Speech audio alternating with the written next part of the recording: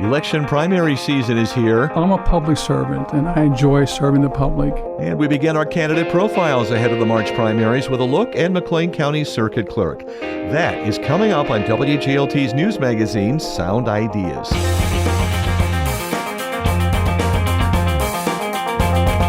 Good evening, I'm John Norton. Also on today's show, a nuclear physicist at ISU likens the nuclear arms race to the U.S. gun culture. Well, they have one, so I need one.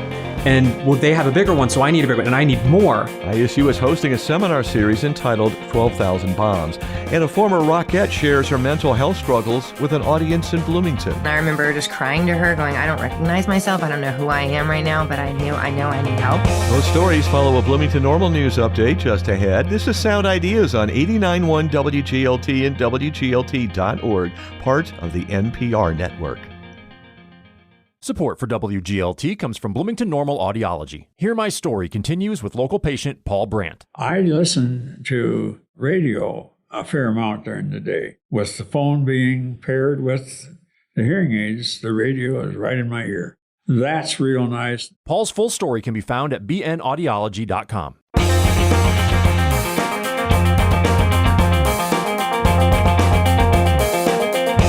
Campus of Illinois State University in Normal, this is WGLT's news magazine, Sound Ideas. Good evening, I'm John Norton.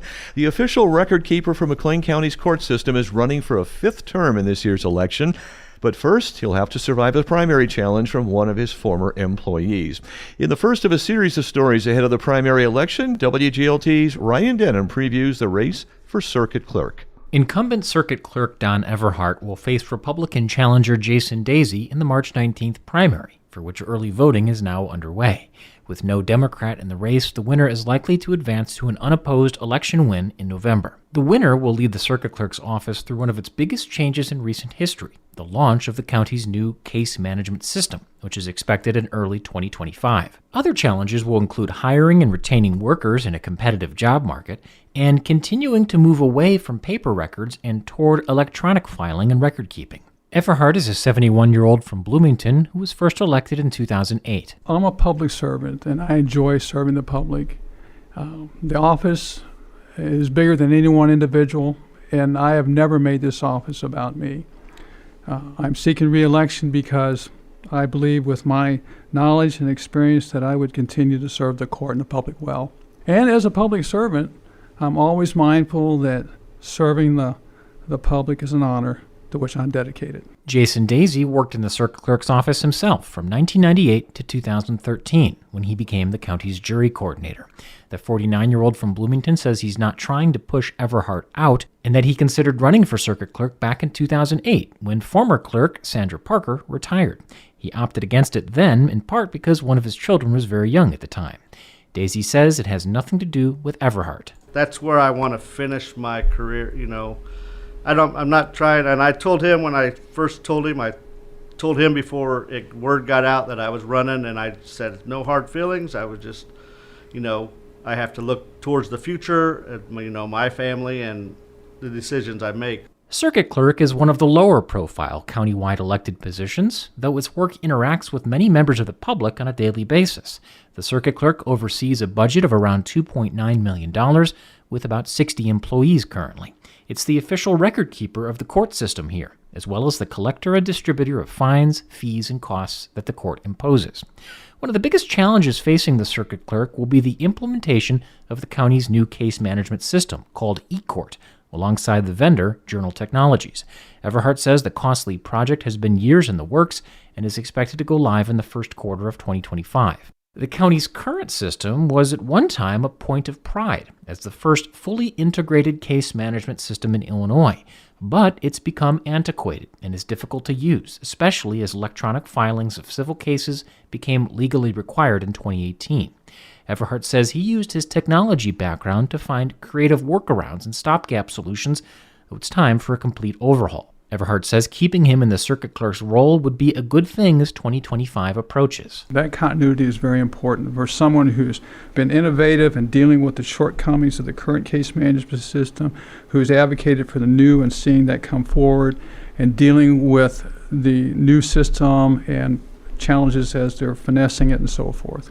Plus, I go back to I have I have years of knowledge and experience that my opponent does not. Daisy does have a lot of experience working in county government and the courthouse, about 26 years.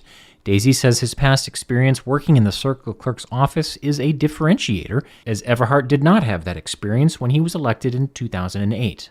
I've still maintained a good relationship with all the workers that are down in his office, and even the ones, there's a lot of new ones that I haven't got to meet because I don't get to go down there as much, but I've still maintained relationships with all the people that work there when I still work there. Daisy says his top priorities, if elected, are all related to personnel. He'd like to focus on cross-training employees to be able to work across areas, as well as develop a more uniform way of performing certain tasks across departments. The circuit clerk has a high turnover rate, and I don't know what the problem is. It's not for anybody to blame. I don't know if it's the pay, the work environment. I don't know what that is, but I'd like to, try to figure out a way how we can keep people. Everhart says staff pay did emerge as a problem during the pandemic, as other short-staffed employers were offering higher wages and bonuses that the county couldn't compete with. Everhart says he attacked the problem and even jumped ahead of the county's broader salary study that led to raises in 2023. I couldn't wait. My office serves the court, and we were down, and I just could not wait for 2023. So I went to county administration, advocated for a process to increase their wages prior to 2023, and they asked me for a proposal. I made a proposal. We came back and forth, and I was able to get wage increases for my staff in September 2022, months before the county was able, before they implemented the 2023 budget for the new increases. And because of that, some staff I had lost to those wage issues, 3 of them asked to come back, and I brought them back. The incumbent Everhart touts a long list of endorsements, including McLean County Board Chair Catherine Metzger, former judges David Butler and Robert Freitag, and fellow countywide office holders Sheriff Matt Lane, Coroner Kathy Yoder, and Treasurer Rebecca McNeil. Daisy says he doesn't have any endorsements other than friends. I'm Ryan Denham. You can find more candidate interviews in our voter guide at wglt.org/election, including a link to the Vote 411 guide offered by the Nonpartisan League of Women Voters of McLean County. Tomorrow on Sound Ideas, a preview of the Illinois House primary between Republicans Chuck Erickson and Regan Deering.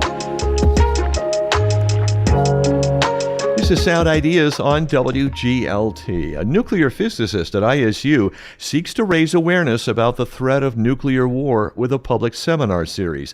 Physics professor Matt Kaplan organized 12,000 bombs, so named for the number of nuclear weapons stockpiled worldwide. The series kicked off last week with Smriti Kashari's 2016 art house film called The Bomb. WGLT's Lauren Warnicki was there and caught up with Kaplan the next morning. The film opens with stunning images of military parades demonstrating the pageantry behind nuclear weapons. Kaplan says the United States is an outlier and that it doesn't prop up and show off its weaponry in the same way. It is intended to showcase to their people and to the world, we have these, and therefore we are to be taken seriously and not to be messed with. Do you think that one of the reasons we don't do that is because we don't have to, because we are really the only country to have actually used these weapons? That is certainly part of the psychology. The United States has a very complex and nuanced relationship with its nuclear weapons. We have enough nuclear weapons stockpiled to destroy the Earth 8 times. So these are therefore an existential, psychological threat more than they are a literal threat. That's absolutely right. And the way that the military often talks about nuclear weapons is they say that we use nuclear weapons every day because nuclear weapons exist to then deter nuclear attacks from other nations. There's an analog that I think Americans relate to, which is firearm ownership, where, well, they have one, so I need one. And, well, they have a bigger one, so I need a bigger one. And I need more. And I need to now open carry, and I need my hand on the trigger, and I need the safety off, and I need to be ready to go at a moment's notice. And when you start to think about this as a way of enforcing peace, it becomes very deranged very quickly, and that it's so precarious that no normal or sane person would say that this is a good way to ensure peace, especially given the scale of conventional force that already exists. Yeah, to be really reductive about it, if somebody fires a nuclear weapon at us, we're not firing back, right? This, I think, gets into the scenarios and the planning that nuclear weapons, when would one of these actually be detonated? So there's this Cold War mentality of a full-scale nuclear exchange, and that would be with Russia. Russia is the only other power on par with the US. There's a kind of escalation that happens where one country invades another and then threatens another country for offering military aid to the invaded country. Then there are strange movements of nuclear weapons as a signal, as a sort of saber rattling. And this kind of saber rattling is exactly what we see happening in real time right now. And this is what I'm trying to do with the speaker series, is inform the public, because the United States is this unique democracy. And as a world leader in so many regards, especially nuclear weapons, U.S. leadership is needed if there's going to be any progress made in disarmament. If we imagine, let's say, the Cuban Missile Crisis, and some of that propaganda around duck and cover and bomb shelters are included in the film that was shown last night. In hindsight, we look at that and see it as completely ridiculous. Like, oh, just like put your hands over your head, hide behind this building, you'll totally be fine. I'm at this kind of catch-22 where that sounds ridiculous. But if the threat is, as you say, rather high, why are we not preparing ourselves? Is there anything we can do? Or do we just have to accept that this is a possibility? This is a great question. So I'll talk just for a second about the 1950s. A lot of this is meant to reassure people. And some of it is also very similar to climate messaging, where it's presented as an individual moral failing rather than a systemic and structural issue. Maybe if you are miles from ground zero, ducking and covering saves you from broken glass from a window. Maybe this would have helped someone somewhere. But I think that this idea that suburbs are the thing that's attacked is also insidious and is part of the public confusion around nuclear weapons, when really it's these hundreds of silos that we have out west near the border with Canada. The missiles would be launched over the North Pole. That's the fastest route to get them to Russia. And there would be these huge plumes of radioactive fallout that can kill millions of Americans. There's this very interesting project that is ongoing at Princeton called Missiles on Our Land that simulates the tracks that these plumes of fallout take. And the entire country just is at risk, depending on the weather of the day, of being exposed to lethal amounts of radiation. And what am I supposed to do to survive this? Oh, I'm supposed to stockpile iodine pills and clean water. Like, if we accept that nuclear weapons must exist, then Obama says this, then at some level, are we admitting to ourselves that their use is inevitable? So 9 countries have these. May I list them for you? You may. So I've told you that the lion's share of them are held by the United States and Russia. The other nuclear weapon states authorized by the UN that are on the Security Council, you have the United Kingdom, you have France, and then you have China. So there are then 4 countries remaining. So there are India and Pakistan, both with a few hundred. They're also undergoing arms buildup. Their arsenals are largely as deterrents to each other because they have these border skirmishes. Israel has nuclear weapons. They don't publicly acknowledge this. They take a stance of ambiguity, but it's well known that they do. And then North Korea. These are the big ones in the news. We think in the United States that nuclear weapons are this normal thing, and many countries have them. And it's really not. It is these few powers that are trying to extort the rest of the planet into behaving the way that they want. Say if the EU all came together, or Australia, or is there some kind of consortium of countries that might place pressure on the nuclear powers to either disarm themselves or make steps toward that? South America has a nuclear weapons free zone. They've signed treaties. Africa as well. In fact, there's multiple of these many country consortiums which have all said, we refuse to take part in this game that the United States and Russia has decided is normal. So there's actually plenty of precedent all over the planet for these nuclear weapon free zones. Is there any part of you that admires the invention while recognizing the threat? I am a nuclear physicist by training. My technical expertise is in everything from plasmas to nuclear reactions to shock waves, all of the things that coincidentally go into the making of these devices. So it's hard not to have a professional interest in them. It's fascinating beyond just history and policy that we discussed. The actual technical makings of these weapons are incredibly fascinating. We are already in a post-nuclear world because of all of the testing and accidents that have occurred in the creation of these weapons. So can you reflect on that a little bit? Because it's something that I honestly didn't know, and I think it is one thread that's part of this series. Yes, thank you. The legacy of testing is one of the most harmful things that came out of the Cold War, and this is something I'm hoping to highlight in the series. We are trying to get Tina Cordova, who is the president of the Downwinders Consortium in New Mexico, to come and speak. These are the people who were exposed to radioactive fallout following the Trinity test. Oppenheimer was seen by half the country, and it doesn't highlight the harm that was done to U.S. citizens by the tests on U.S. soil. The United States is one of the most nuked nations in the history of the world because of the history of testing. And so this affects everyone. If you think of the Cold War and testing as an actual conflict, hundreds of thousands of people have suffered cancers as a result of this fallout. Those are civilian casualties. Those are people in nations that were completely uninvolved in U.S. and Russia's conflicts. The most egregious part is that it has disproportionately affected people who haven't had a platform and a voice in the United States. It's tragic, and it is a story that goes really untold. And if I can put a spotlight on this, and if a few more people can know about this and their struggles to get recognition from the United States government and get funds appropriated for their medical treatment, then that's a success. MIT scientist Natalie Montoya will visit ISU in 2 weeks to discuss full-scale nuclear war simulations. Additional speakers include experts in arms control and the consequences of weapons testing in rural New Mexico. The series continues periodically through mid-April. ISU physics professor Matt Kaplan spoke with WGLT's Lauren Warnicki.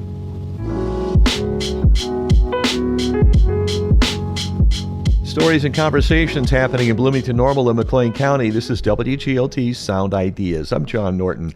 Former Rockette and Broadway film and television actress Chrissy Whitehead visits the Twin Cities this weekend. Her one-woman show, In My Own Little Corner, comes to the Bloomington Center for the Performing Arts on Saturday. Whitehead is touring with the production to tell her story about living with bipolar II disorder. That's a diagnosis she received at age 38 after her mother's death. To the average person, Whitehead's career trajectory reads like a fairy tale. She got bit by the theater bug doing a community theater production of a chorus line in South Carolina and eventually wound up in a chorus line on Broadway. As Whitehead tells WGLT's Lauren Warnicki, there were lots of twists and turns in between, plus ups and downs she later realized were not typical. My mom died of a slow suicide. So we're really here today because of how I watched my mom slowly give up on life. So my life went from like bumping into cameras, life is good, I'm chorus line Chrissy, to my mom's falling down in the streets. She's not telling me anything. She's losing a ton of weight. I don't know what's going on with her. She's secretive and I'm scared. And then she died. I was very alone in my head. I didn't want to be here. Luckily, I didn't get too far down in the hole that I was still able to see that this person that I was being, I didn't recognize, and I didn't know how to like get out of it. So I talked to a family therapist friend, and I remember just crying to her, going, I don't recognize myself. I don't know who I am right now, but I know I need help. I wrote this show. This is not Chrissy Whitehead coming back out to have a Broadway show or whatnot. It's really not. If it gets to Broadway, great. That means more people will see it. Because the mission for our show is just to normalize conversations around mental health. By being open and sharing your story, that's one way to do that, to just start a conversation about it. If we have the advocacy and how it may help others in one bucket, what does it give to you? It is catharsis. I am different talking about the show today than I was even if you watched a podcast from me last year. Because I don't make it such a big deal anymore, it's not a big deal for me. It just doesn't. And the more and more I practice, like they say, practice makes confidence. I say practice makes confidence all the time. Not perfect. So I think the more and more I do the show, the more healing it is for me. And the show is not just about my mental health. It's also about my mom. I think there is going to come a time where I'm going to be like, I think I'm good at going through becoming my mother, telling her things that she did that caused her such sickness in her life. That's the part that's the hardest. But I do it because it's it's just so sad. But I wonder if somehow the internal work on yourself, the external work of creating the show, and the work of creating a positive environment for everybody involved in it, if that can somehow be also like a change agent for how the performing arts operate. Yeah, I mean, look, it is inherently positive, and there are always road bumps in the road. The majority of who we are working with is definitely like been incredible. And then every now and then you're going to have moments that are, you go, we're not on the same page. Oh, this isn't a good fit. That's hard because you have a mental health show, right? And you're going to say, we're not a good fit. Right. I mean, it's hard. So I don't want to sit here and presume that like we are this perfect company. It is evolved organically, and I will say that on all parties involved, that whoever has been involved with IMLC Productions, that there has been good intentions. Like, I don't believe anybody wakes up every day and says, how can I screw up my job today?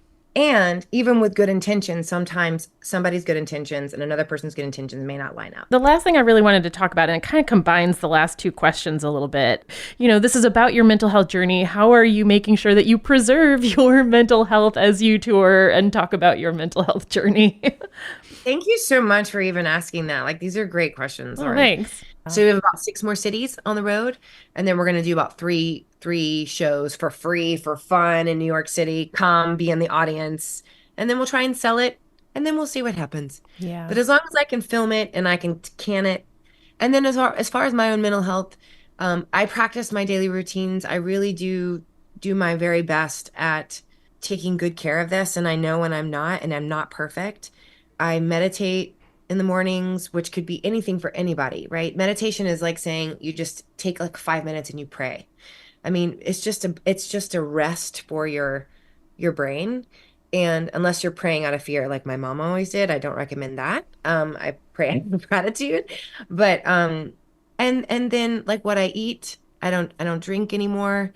Water, because I notice that these little things help me. And when I'm doing on the road, I make sure that I just set myself up to do the best that I can that day. And one day is going to be better than another, and that's okay. But yeah, I try very hard the show keeps me accountable. How about that?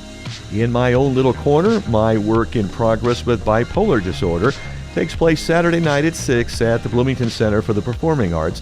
The show is free for mental health professionals. Integrity counseling and creative healing art therapy will be on hand during a talkback and meet and greet with Chrissy Whitehead following the show. Whitehead spoke with WGLT's Lauren Warnicki. And that's Sound Ideas today, WGLT's news magazine made possible in part by Bloomington Normal Audiology. I'm John Norton with story help from WGLT's Ryan Denham and Lauren Warnicki. Ryan Toohey edits the show. This is 89.1 WGLT and WGLT.org, part of the NPR network.